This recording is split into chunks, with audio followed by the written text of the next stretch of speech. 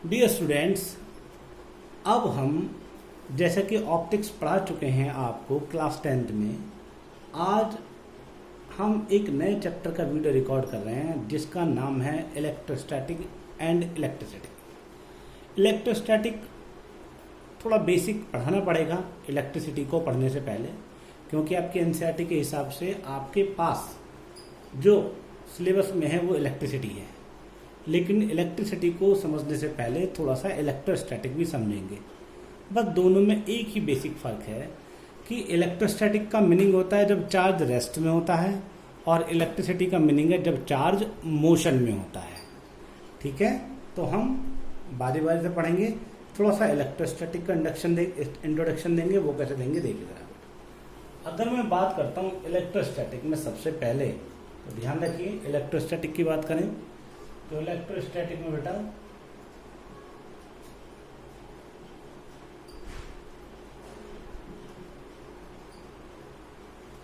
Electrostatic क्या होता है। इलेक्ट्रोस्टैटिक लिखेंगे it is the branch of physics, it is the branch of physics in which we will study about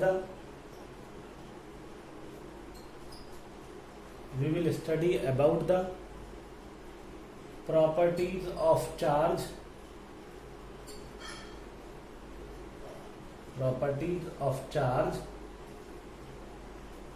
when it is at rest। तो देखो बेटा, होता क्या है कि जब आप अगर डेली लाइफ में देखते होंगे, अगर हम दो चीज़ों को आपस में रब करें, जैसे ये मेरा हैंड है, इस हैंड को अगर मैं ऐसे रब करूं तो रब करने से क्या होता है, ये जो मेरी पाम है, ये पाम दोनों हीट हो जाती हैं, यानी कि गर्म हो जाती हैं। तो इससे क्या होता है, इसका मतलब कुछ ना कुछ एक ऐसी प्रक्रिया हुई है, या एक ऐसा प्रोसेस हुआ है, या एक ऐसा इंसिडेंट हुआ है जो हमारे हाथ को गर्म कर देता है। सॉरी बेटा। और दूसरा, सपोज अगर मान लीजिए आप अभी खुद भी बचपन में हैं, अगर आप देखें तो अगर आप किसी चीज़ को ऐसे रब करें और रब करके उसके आसपास कोई एक हल्की सी चीज़ रख दे, पेपर वगैरह, तो पेपर उससे स्टिक हो जाता है। ठीक है ना। तो ये ऐसे बहुत सारे प्रैक्टिकल हैं जो इलेक्ट्रोस्टैटिक को दिखाते हैं, चार्ज की प्रॉपर्टी को दिखाते हैं। तो अगर हम दो चीज़ों को आपस में रब करते हैं तो रब करने से क्या होता है, रब मतलब उनको आपस में रगड़ दें, तो रगड़ने से क्या होता है, उनके बीच में चार्ज डेवलप हो जाता है। क्या हो जाता है, चार्ज डेवलप। तो यहाँ पे जो नाम आया वर्ड चार्ज, तो चार्ज क्या है, लिख देंगे चार्ज है क्या है। ठीक है, तो लिखेंगे charge it is a property, it is a property of A material, it is a properties of a material which can be produced by following method। और इसको कई तरीके से प्रोड्यूस किया जा सकता है। चार्ज का एक प्रॉपर्टी है मटेरियल की जो कैसे प्रोड्यूस की जा सकती है, फॉलोइंग मेथड। वो फॉलोइंग मेथड कौन कौन से, number 1 by friction,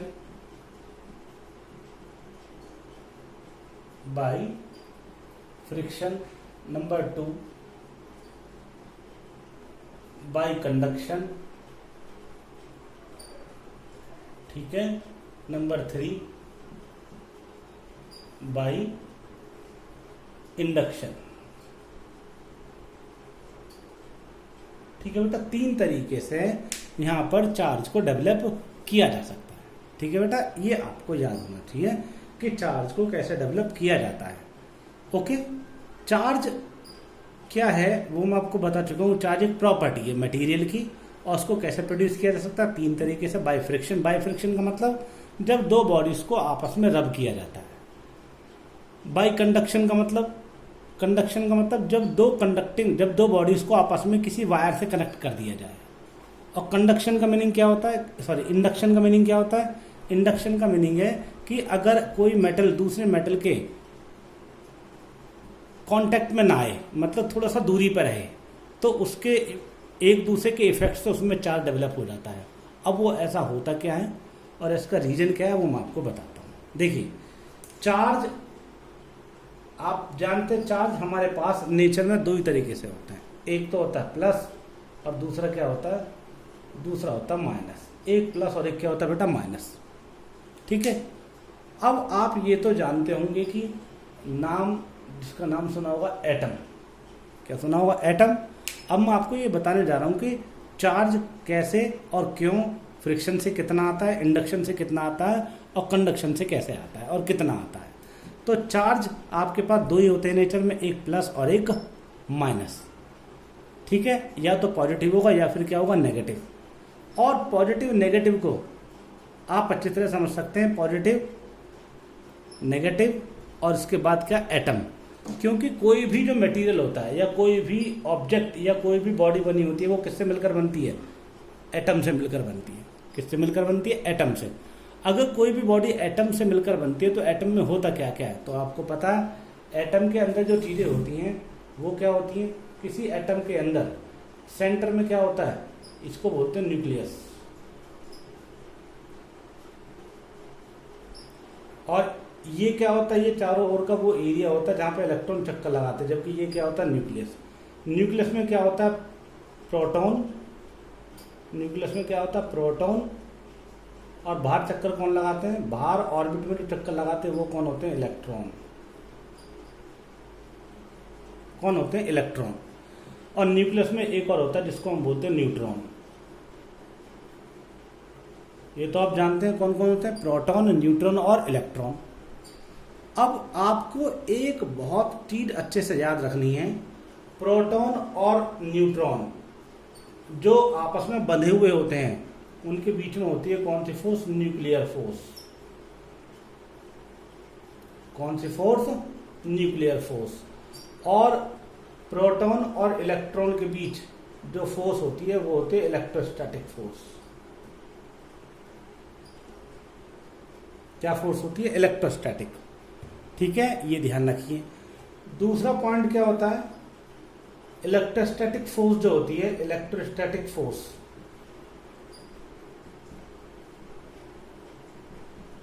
electrostatic force जो होती है वो बहुत ज्यादा वीक होती है, वीक देन द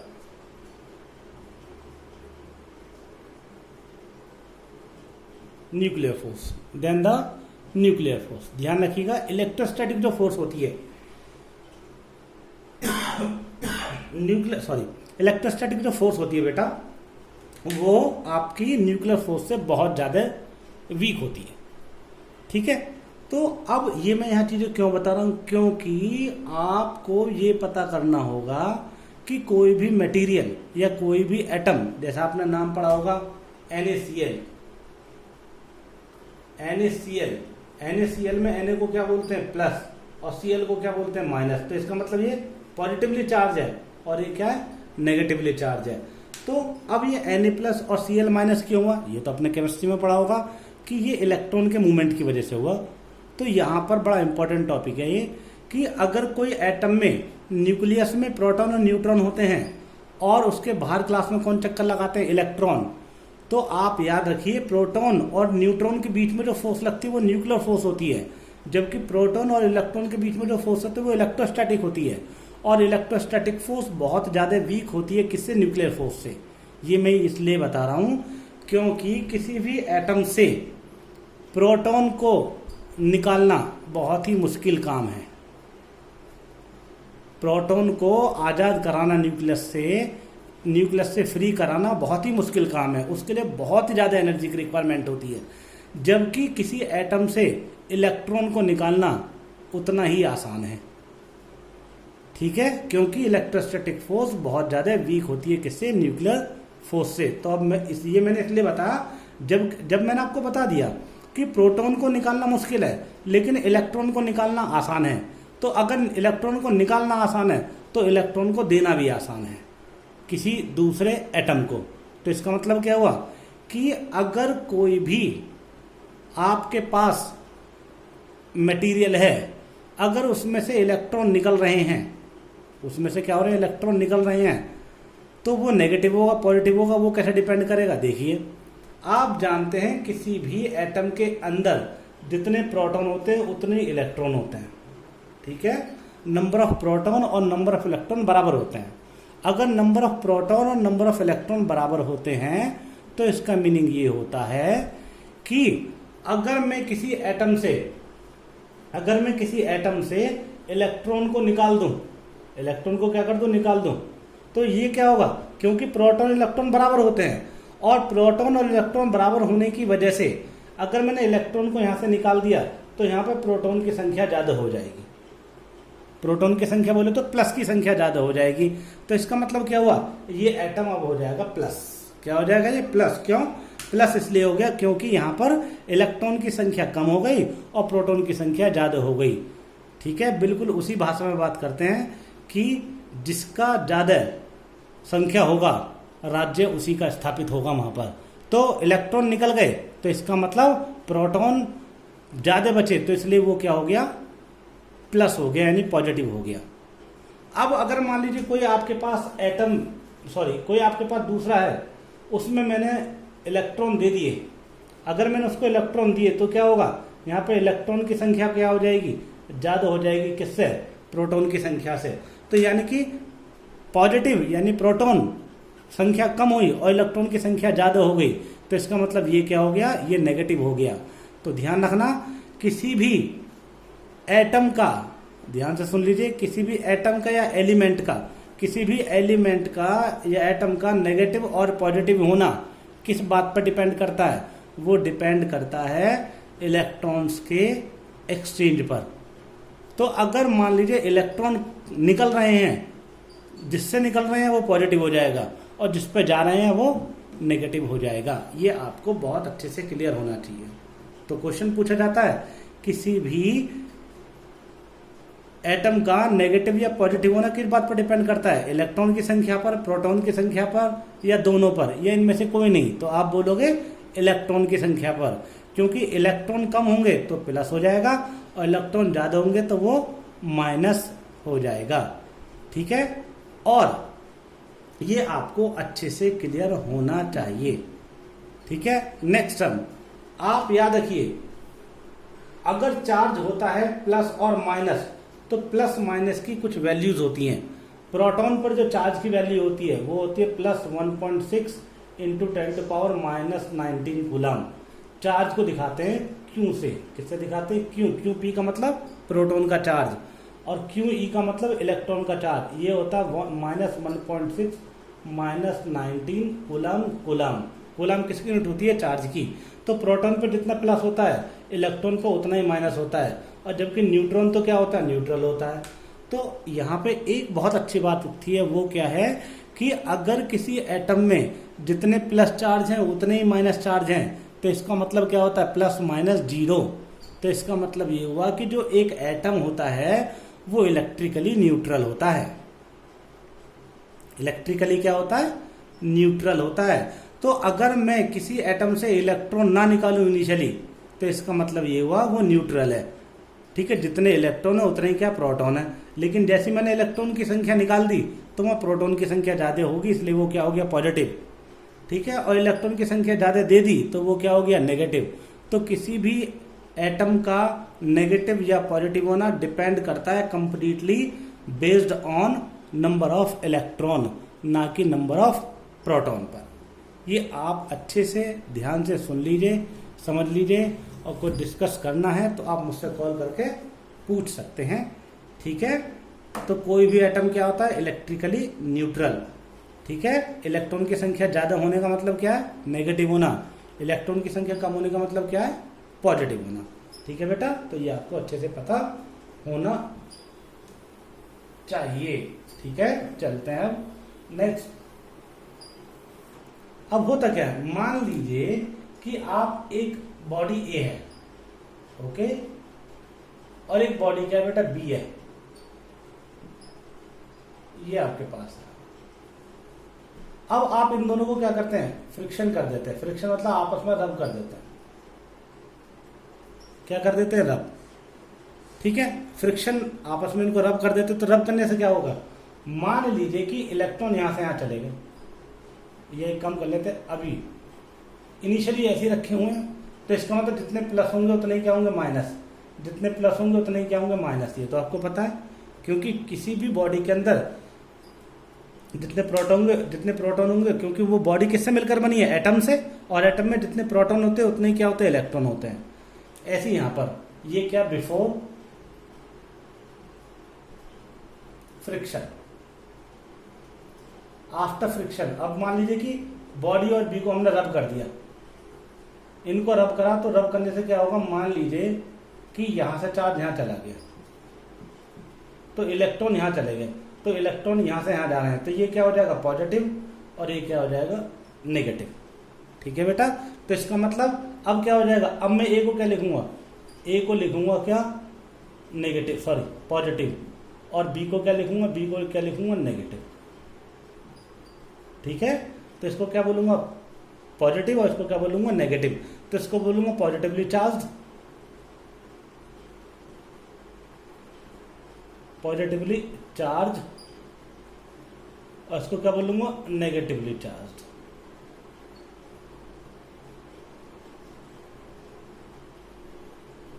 ठीक है बेटा, एक पॉजिटिवली चार्ज बॉडी होगी और एक क्या होगी, नेगेटिवली चार्ज बॉडी हो गई है, ये आपको पता होना चाहिए। ठीक है, तो एक पॉजिटिव और एक नेगेटिव, बहुत आसान है। तो फ्रिक्शन से क्या होगा, इलेक्ट्रॉन का मूवमेंट स्टार्ट हो गया है। ओके, ये क्या था, बाय फ्रिक्शन। ठीक है, ये प्रैक्टिकल के जरिए देखे गए हैं, ये कोई मैंने नहीं कहानी बनाई है, ये प्रैक्टिकल में देखे गए हैं कि इलेक्ट्रॉन को लूज करने से वो पॉजिटिव होता है और वो नेगेटिव। और वो तो कॉमन सेंस की बात है कि जब नंबर ऑफ प्लस और नंबर ऑफ माइनस सेम होंगे, और अगर माइनस को बाहर निकाल दिया जाए, तो इसका मतलब कौन बचेगा, प्लस बचेगा, तो इसलिए वो पॉजिटिव हो जाएगा। क्योंकि कहावत तो सुनी होगी, जिसकी लाठी उसी की भैंस, यानी कि सिंपल सी बात है, जिसकी संख्या ज़्यादा होगी वो ही राज करेगा। ठीक है बेटा, ये आपके पास तरीका था चार्ज को। ठीक है बेटा, और चार्ज मैंने आपको बता दिया, प्रोटॉन पे कितना होता है, इलेक्ट्रॉन पे कितना होता है। दूसरा होता है बाई कंडक्शन। क्या होता है बेटा, बाई कंडक्शन। कंडक्शन कैसे होता है, देखिए, कंडक्शन ऐसे होता है बेटा, ये कंडक्शन ऐसे है, ये आपके पास एक ऑब्जेक्ट है ए और एक आपके पास ऑब्जेक्ट है बी, ये ए है और ये बी है, इनके बीच में एक वायर है, और वायर के बीच में यहाँ क्या लगा हुआ, स्विच लगा हुआ है। क्या लगा हुआ बेटा, स्विच। अभी ये स्विच क्या है, अभी ये स्विच ओपन है, स्विच क्या बेटा, अभी ये ओपन है। तो अगर मैं स्विच को क्या, अब मैं अगर इनको ऐसा बना दूं, मान लीजिए मैं स्विच को क्लोज कर देता हूं, तो स्विच क्या कर दिया, क्लोज। स्विच को क्लोज करने से क्या होगा, इसका चार्ज यहाँ पे है, यहाँ का चार्ज इस पर जाएगा, वो डिपेंड करता है, एक टर्म आएगी जिसको बोलते हैं पोटेंशियल। क्या बोलते हैं, पोटेंशियल। ठीक है, और ध्यान रखना क्या होता है, पोटेंशियल। ओके, ये ध्यान रखना। तो अब आप ये अच्छे से याद रखिए कि जो आपके पास चार्ज का जो मोशन होता है, वो आपके पास ए या बी से ए क्या होगा, वो किधर भी हो सकता है, वो डिपेंड करता है किसका पोटेंशियल हाई है और किसका पोटेंशियल लो है। तो इसके बारे में आपको बाद में बताऊंगा, बस अभी तरीका मैंने आपको बता दिया कि इसमें चार्ज का डिस्ट्रीब्यूशन कैसे हो जाता है। ये इसको थोड़ा सा और एक एग्जांपल के जरिए बता देता हूँ। देखिए बेटा, अगर मान लीजिए अभी स्विच ओपन है, स्विच क्या है अभी ओपन, तो मान लीजिए यहाँ पर चार्ज कितना है, Q1, और यहाँ पर चार्ज कितना बेटा, Q2। ठीक है, अब जैसे मैंने क्या करा, स्विच क्लोज किया, क्या किया बेटा, स्विच क्लोज। स्विच क्लोज करने से क्या होगा कि यहाँ पे इनके बीच में स्विच मैंने क्लोज कर दिया, यार ये लिखना कर दिया, स्विच क्लोज कर दिया। तो क्लोज करने से क्या होगा, अब यहाँ पे क्या आ जाएगा, Q1 डैश, और यहाँ पे क्या आ जाएगा, Q2 डैश। वो वाला चार्ज नहीं रहेगा जो पहला था। लेकिन आपको एक चीज अच्छे से ध्यान रखनी है, क्या, बिफोर कनेक्शन चार्ज इसका जो सम था, आफ्टर कनेक्शन भी चार्ज इसका सम वही रहेगा। क्योंकि नेट चार्ज हमेशा सेम ही रहता है, जो पहला टोटल चार्ज था वही टोटल चार्ज रहेगा, लेकिन फर्क कितना होगा, इंडिविजुअल पर चार्ज की वैल्यू अलग अलग हो जाएगी। इस पर Q1 था तो इस पर क्या होगा Q1 डैश। ये है आफ्टर कनेक्शन, इसको बोलते हैं कंडक्शन। कंडक्शन मतलब आपस में कांटेक्ट कर दिया गया है, ठीक है। तीसरा इंपॉर्टेंट जो होता है वो क्या बेटा, वो है आपके पास क्या, इंडक्शन। इंडक्शन बहुत इंपॉर्टेंट है। कैसे होता है इंडक्शन, देखिए इंडक्शन में ये होता है बेटा कि अगर मान लीजिए आपने एक बॉडी ऐसे ली, अब तुम अच्छी तरह जानते हो इस बॉडी, ये जो बॉडी है ये किससे मिलकर बनी है, बॉडी मिलकर बनी है माइनस और प्लस के यानी एटम से।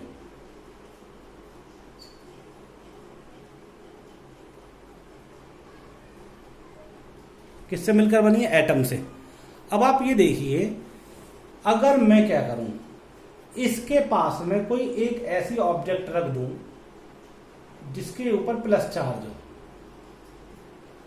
ये एक कोई रॉड है, ठीक है, ये क्या है, एक रॉड है और रॉड पे कैसा चार्ज है, प्लस चार्ज है, और मैं इसको इसके पास ले आता हूं तो क्या होगा, इसको इसके पास लेने से ये जो इसका प्लस चार्ज है ना, वो इसके माइनस चार्ज को क्या कर लेगा, अट्रैक्ट कर लेगा। अगर डिस्टेंस बहुत ज्यादा होगा, distance between these is large, so no impact.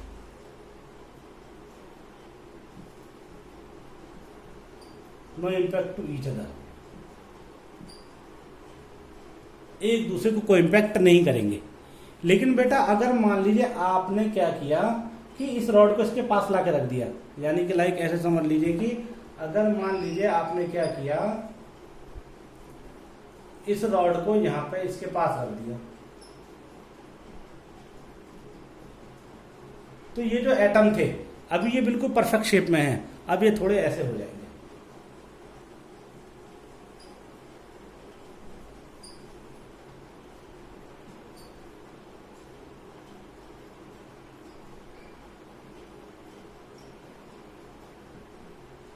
क्यों हो जाएंगे, क्योंकि यहां प्रैक्टिकल से पता लग गया था कि इसका मतलब प्लस चार्ज क्या कर रहा है, जो आपके पास प्लस प्लस चार्ज होते हैं वो एक दूसरे को रिपेल करते हैं, प्रैक्टिकल से ये पता लग गया।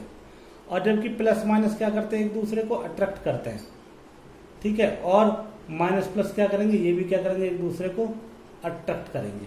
जबकि मैं इसको क्या लिख रहा हूँ, माइनस माइनस भी क्या करेंगे, आपके पास रिपेल करेंगे एक दूसरे, ठीक है।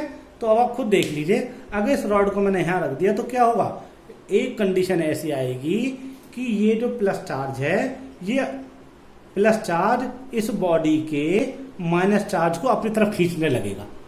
जब ये अपनी तरफ खींचने लगेगा तो अगर ये जितना ज्यादा पॉजिटिव होगा ये उतना ज्यादा पावरफुल हो जाएगा, तो ये उतना ज्यादा इसको अपनी तरफ अट्रैक्ट करेगा।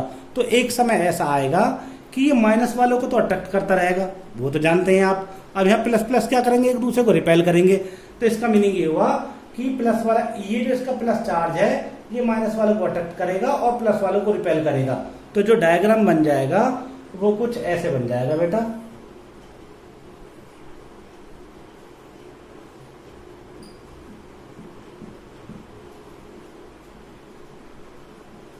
ये प्लस, इसका मतलब क्या हुआ, ये माइनस चार्ज कहाँ जाएगा, बॉडी के बाहर यानी सरफेस पर आ जाएगा।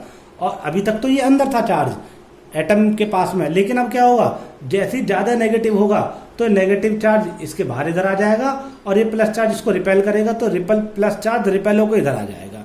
तो इसका मीनिंग क्या हो जाएगा, बॉडी कुछ ऐसे हो जाएगी। तो हम इसको बोलते हैं क्या, इंड्यूस चार्ज। क्या बोलते हैं बेटा इसको, इंड्यूस्ड चार्ज। अब अच्छे से याद रखिएगा कि 3 तरीके मैंने आपको बताए। पहला तरीका बताया बाय फ्रिक्शन, दूसरा तरीका बताया कंडक्शन, और तीसरा तरीका क्या बताया, इंडक्शन। इंडक्शन बड़ा ही इंटरेस्टिंग और बहुत ही शानदार फीलिंग आती है इसको पढ़कर। तो अब आपको इमेजिनेशन होना चाहिए, अगर इमेजिनेशन होता है तो ठीक, नहीं होता है तो आप मुझसे डिस्कस कर सकते हैं। लेकिन ध्यान रखना, अगर दोनों के बीच में डिस्टेंस बहुत ज़्यादा होगा तो कोई इम्पैक्ट नहीं होगा, तो इसलिए दोनों एक दूसरे के बहुत ज़्यादा क्लोज होने चाहिए। तो अब आप हमेशा एक बात बोल सकते हैं क्या, कि इंडक्शन में कि अगर आपके पास में कोई एक ऐसी प्लेट है और इसके सरफेस पर, अंदर नहीं सरफेस पर, इसके सरफेस पर अगर प्लस चार्ज है, अगर इसके पास में कोई दूसरी प्लेट रख दी यहां पर मैंने, तो ध्यान रखना यहां इस पर क्या हो जाएगा माइनस और यहां पर क्या हो जाएगा इसके प्लस। क्यों? आपको बताया था मैंने, प्लस चार्ज क्या करेगा, इस प्लेट के माइनस को बाहर खींच लेगा और इस प्लेट के प्लस को बाहर की तरफ धकेल देगा। तो ये आपके पास क्या आ जाएगा, इंड्यूस्ड चार्ज। क्या बोल दिया मैंने इसको, इंड्यूस्ड चार्ज। ठीक है बेटा, बहुत अच्छे से ध्यान रखना, बड़ा ही अच्छा कंसेप्ट है। तो अब जैसे मैंने आपको ये सारी चीजें बता दी, तो अब आपके पास चार्ज की साथ साथ मैंने दो वैल्यू बताई, चार्ज पॉजिटिव होता है, नेगेटिव होता है, और साथ में मैंने आपको ये भी बताया कि चार्ज जो होता है वो सेम चार्ज रिपेल करते हैं और अपोजिट चार्ज एक दूसरे को अट्रैक्ट करते हैं।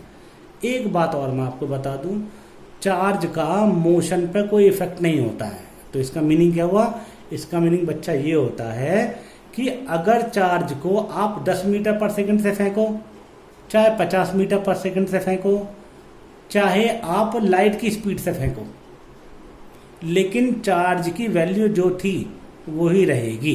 तो चार्ज पर मोशन का कोई इफेक्ट नहीं होता है। ठीक है, ये आपको पता होना चाहिए। ओके, तो अब हम चलते हैं आगे कि चार्ज, ये हमने आपको बता दिया। अब बेटा इसके बाद सीधा जो आता है आपके पास वो आता है Coulomb's law.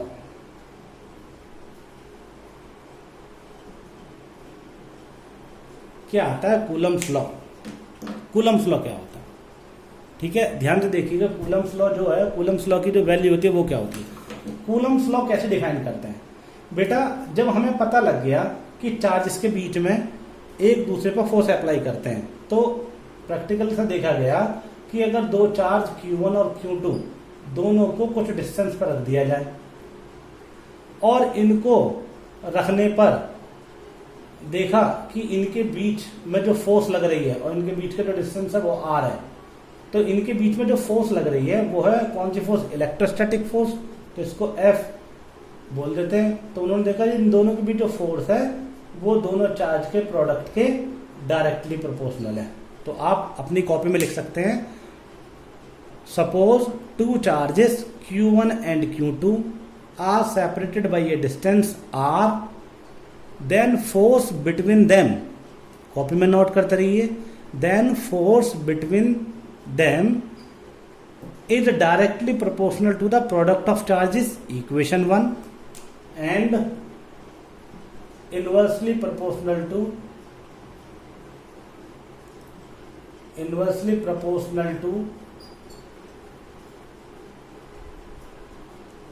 separation between them.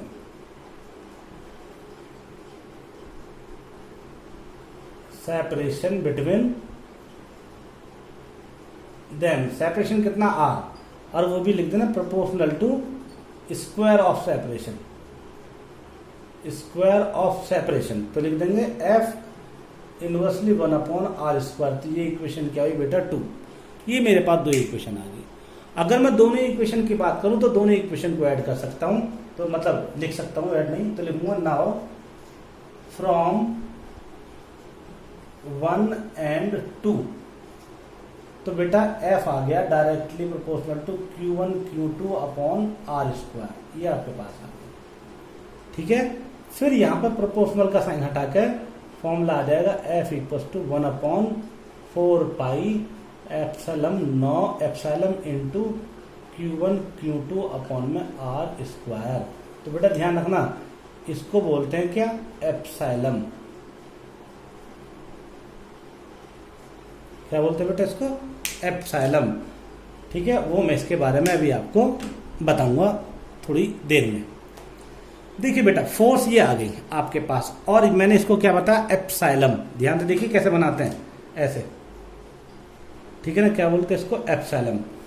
अब ये एप्सिलम है क्या चीज, एक्चुअली प्रैक्टिकल से ये देखा गया कि जब दो चार्जेस को हम, मान लीजिए दो चार्जेस को ऑयल के अंदर रख दें, ऑयल के अंदर, ऑयल बोले तो तेल के अंदर, और 2 चार्जेस को पानी के अंदर रख दे या 2 चार्जेस को हवा में रख दे, तो देखा गया कि जब 2 चार्जेस को हवा में रखा यानी एयर में रखा तो उनके बीच में फोर्स कुछ और थी। जब 2 चार्जेस को ऑयल में रखा गया तो उनके बीच में फोर्स कुछ और थी। जब 2 चार्जेस को वाटर में रखा गया तो उनके बीच कुछ और फोर्स थी। तो इसका मीनिंग ये हुआ कि जो आपके पास कौन सी फोर्स थी, इलेक्ट्रोस्टैटिक फोर्स। क्या बोलते हैं बेटा इसको, इलेक्ट्रोस्टैटिक फोर्स। इलेक्ट्रोस्टैटिक जो फोर्स है ना बेटा, वो डिपेंड करती है, डिपेंड्स ऑन मीडियम। किस पर डिपेंड करती है बेटा, मीडियम पर। इसका मतलब जैसा जैसा मीडियम चेंज होगा 2 चार्जेस के बीच में फोर्स भी क्या होती जाएगी, चेंज होती चली जाएगी। तो ये जो एप्सिलॉन है ये मीडियम की प्रॉपर्टी को रिप्रेजेंट करता है, ध्यान रखना। किसकी प्रॉपर्टी को, मीडियम की। और हाँ यहां पर जो आपके पास फोर्स का फॉर्मूला याद रखना कि यहां पर जो फोर्स का फॉर्मूला हमने लिखा है, बिकॉज फोर्स का फॉर्मूला क्या होता है, 1/4 pi epsilon into Q1 Q2 upon R square. ठीक है ना। अब लिखेंगे this force depends on medium, depends on medium. तो एप्सिलॉन क्या यहां पे लिख देंगे, epsilon is called, epsilon is called permittivity of medium, permittivity of medium, ये याद रखना। क्या बोलते हैं इसको, epsilon, permittivity of medium. And its value, epsilon equals to epsilon naught K, ये फॉर्मूला होता है। Epsilon equals to epsilon naught के। एप्सिलॉन नॉट को क्या बोलते हैं, इसको बोलते हैं परमिटिविटी ऑफ मीडियम। और के को क्या बोलते हैं, dielectric constant. Dielectric constant, dielectric constant कौन होते हैं, डाइलेक्ट्रिक कांस्टेंट कुछ भी हो सकता है, लकड़ी, पेपर, वुड, पेपर, प्लास्टिक, कुछ भी। जैसे अगर हम बात करें आपके घर में जो फैन लगा हुआ है छत पर, रूफ फैन, तो उसमें एक छोटा सा कंडेंसर लगा होता है, कंडेंसर। ठीक है ना। जब आप उसको ब्रेक करेंगे तो उसके अंदर कुछ ना कुछ चीज निकलती है, तो वो डाइलेक्ट्रिक का काम करती है। तो डाई इलेक्ट्रिक जो होते हैं वो क्या काम करते हैं, डाई इलेक्ट्रिक चार्जेस के बीच में, 2 चार्जेस के बीच में हमेशा उनकी फोर्स को और उनके बीच में इलेक्ट्रिसिटी को बैलेंस करते रहते हैं। ठीक है ना। तो ये देखिए कि एफ का फॉर्मूला क्या होता है, 1/4 पाई एप्सिलॉन नॉट, और एप्सिलॉन नॉट की वैल्यू क्या होती है, epsilon equals to epsilon naught K. और ध्यान रखना इसकी वैल्यू फिक्स होती है। एप्सिलॉन नॉट की वैल्यू क्या होती है, 8.85 into 10⁻⁻12 coulomb square per newton metre square. ध्यान रखना यूनिट बहुत इंपॉर्टेंट है, यूनिट क्या, coulomb square per newton metre square. Value क्या होती है एप्सिलॉन नॉट की, 8.85 into 10⁻12 coulomb square per newton metre square. ठीक है। ये वैल्यू फिक्स होती है, कभी चेंज नहीं होगी, जितनी मैंने बोर्ड पे लिखी है उतनी होगी, कसम खा लीजिए आप। उसके बाद आपके पास किसकी वैल्यू, के की वैल्यू।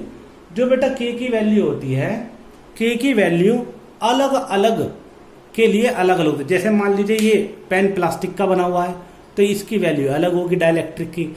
मान लीजिए कोई वुड है, वुड के बाद मान लीजिए कि आपके पास सपोज ये पेपर ही है, तो ये पेपर भी क्या है, डाइलेक्ट्रिक का काम करता है।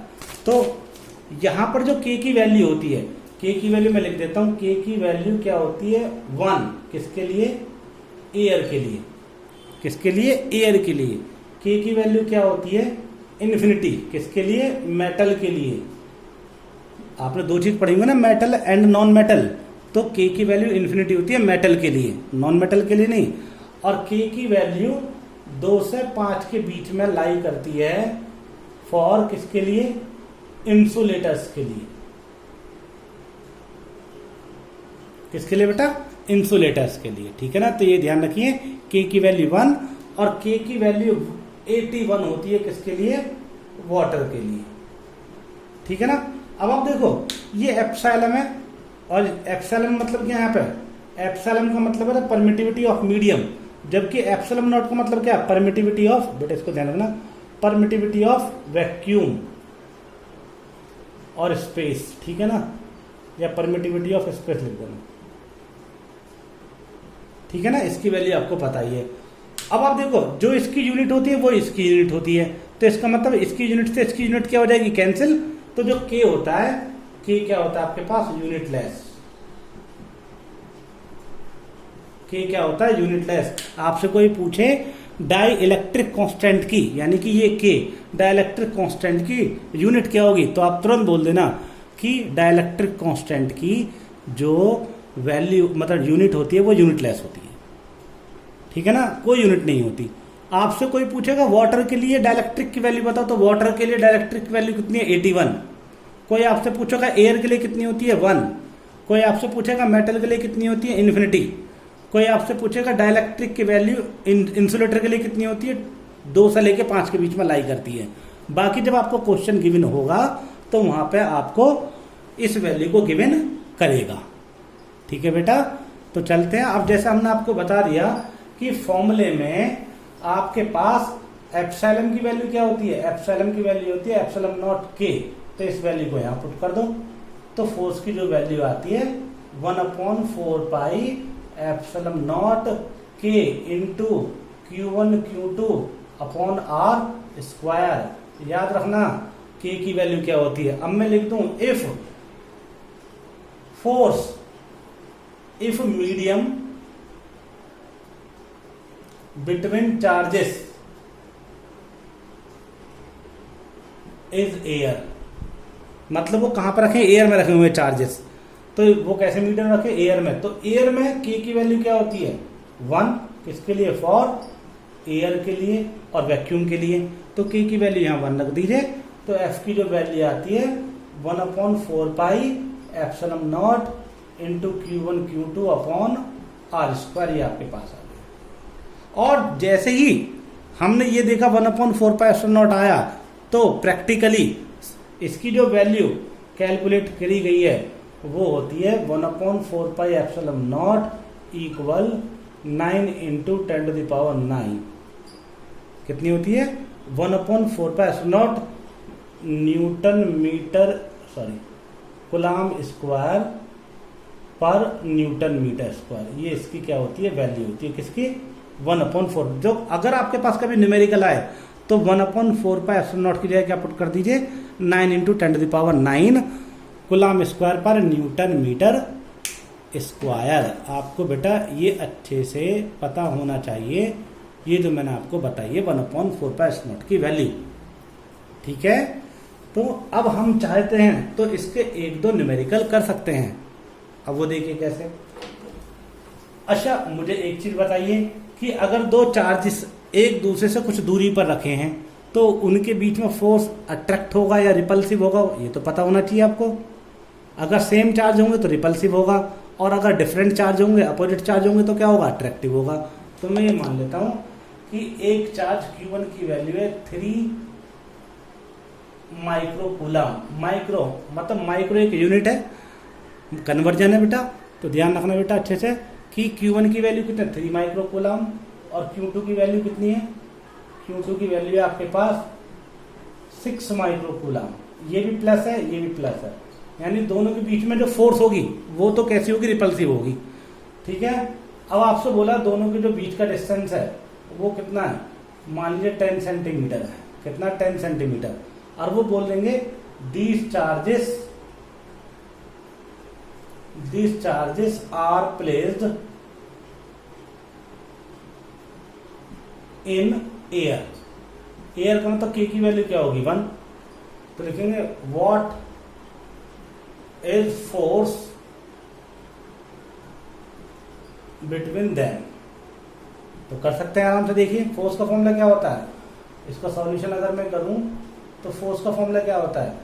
1/4 pi epsilon naught K into Q1 Q2 upon R square, ये होता है।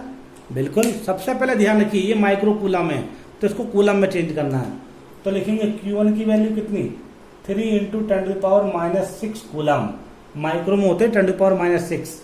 Q2 की वैल्यू कितनी, 6 इंटू 10⁻⁻6 कूलम, यहाँ पे वैल्यू पुट है। और ये कितना 10 सेंटीमीटर, इसको मीटर में कन्वर्ट कीजिए, 10 सेंटीमीटर, तो आर की वैल्यू रख दीजिए 10/100, तो ये आ जाएगा 0.1 मीटर।